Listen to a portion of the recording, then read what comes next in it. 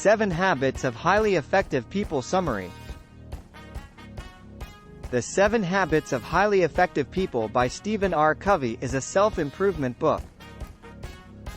It is written on Covey's belief that the way we see the world is entirely based on our own perceptions. In order to change a given situation, we must change ourselves, and in order to change ourselves, we must be able to change our perceptions. 7 Habits of Highly Effective People. 1. Be proactive. 2. Begin with the end in mind. 3. Put first things first. 4. Think win-win. 5. Seek first to understand, then to be understood. 6. Synergize. 7. Sharpen the saw. 1. Be proactive. Proactive people take the initiative. They act instead of being acted upon. Being proactive means taking radical responsibility for your problems instead of giving energy to circumstances and things beyond your control. Key lessons. Challenge yourself to test the principle of proactivity by doing the following. 1. Reactive equals, he makes me so mad. 2. Proactive equals, I control my own feelings. 2. Begin with the end in mind.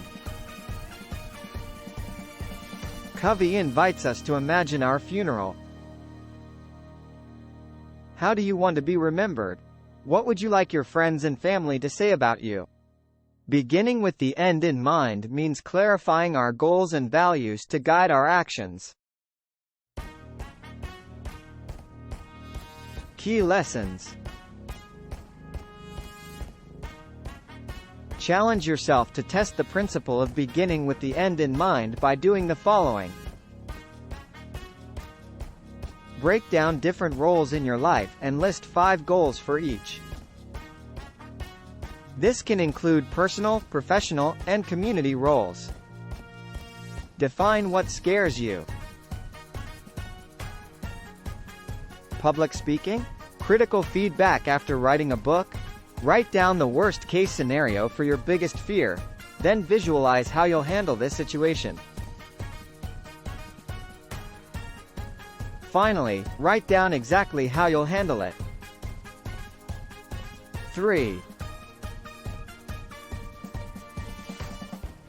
Put first things first. Putting first things first is the practical execution of habits 1 and 2. You must be proactive and use your guiding principles to determine the most important activities in front of you and execute them accordingly. 1. Be disciplined and manage your time. 1. Determine important tasks and execute them, and prioritize important tasks over urgent but less important ones. Key lessons.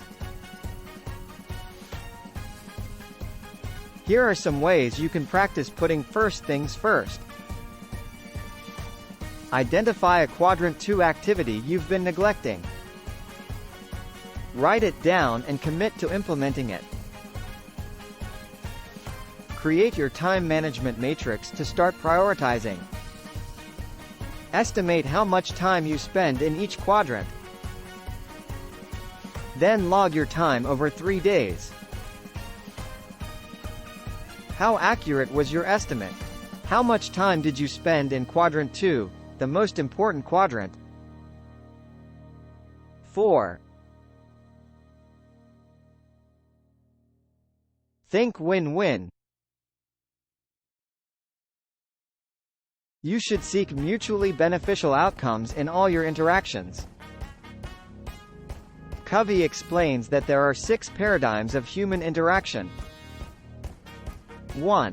Win-win. 1. This paradigm is based on the belief that mutual benefit is the best approach to achieve a satisfactory outcome for all parties involved.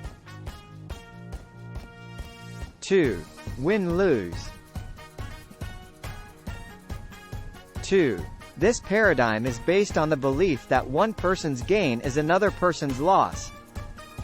2. It is a competitive approach to human interaction where one party wins and the other loses. 3. Lose-win. 3. This paradigm is based on the belief that putting the needs and desires of others before your own is the best way to achieve a satisfactory outcome. 4. Lose-lose. 4. This paradigm is based on the belief that when 2 or more parties disagree, no one wins, and everyone loses. 5. Win. 5. This paradigm is based on the belief that achieving personal success without considering the needs and desires of others is the best way to approach human interaction. 6. Win-win or no deal. 6. This paradigm believes that if you cannot achieve a mutually satisfactory outcome, it is better to have no deal. 6. It promotes finding a solution that benefits all parties involved or walking away. Strive for win-win situations. Key lessons. Get yourself to start thinking win-win with these challenges.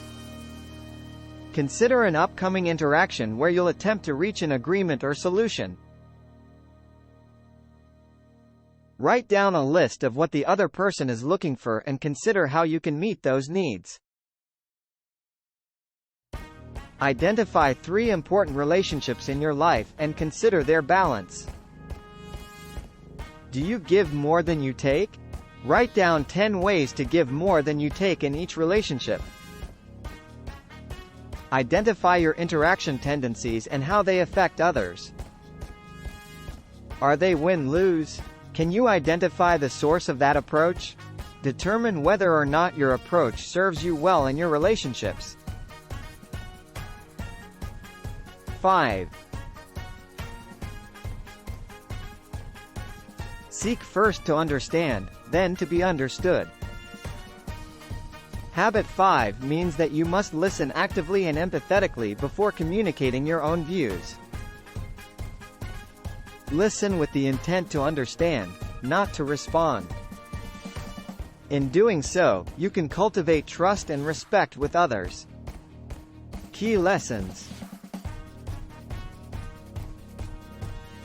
Next time you watch 2 people communicate, cover your ears and watch. What emotions are they sharing that might not come across through words alone? For example, was one person or the other more interested in the conversation? Write down what you noticed. Root your presentations in empathy. Begin by understanding the audience's point of view. What problems are they facing? How is what you're about to say offering a solution to their problems? 6. Synergize. The synergize habit emphasizes the power of collaboration and encourages us to look for opportunities to work together to create outcomes greater than the sum of their parts. Key lessons. Make a list of people who irritate you. How are their views different? Put yourself in their shoes. Imagine how it feels to be them. Make a list of people with whom you get along well. How are their views different? Next, write down a situation where you had excellent teamwork and synergy. Why? What conditions were met to reach synergy? How can you recreate those conditions again? 7. Sharpen the saw. Sharpening the saw means continually honing our personal development through deliberate actions that renew and recharge our energy. The result is a happy, holistically healthy, and effective individual. Essentially, we must prioritize self-care. After all, if we aren't healthy and happy, we won't be able to help others. Key lessons.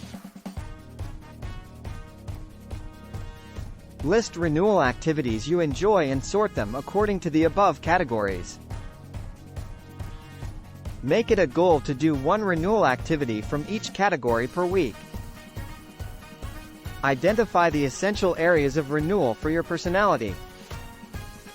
For example, some people are extroverted and might need to focus more on social renewal, whereas others might need to prioritize physical renewal over the rest.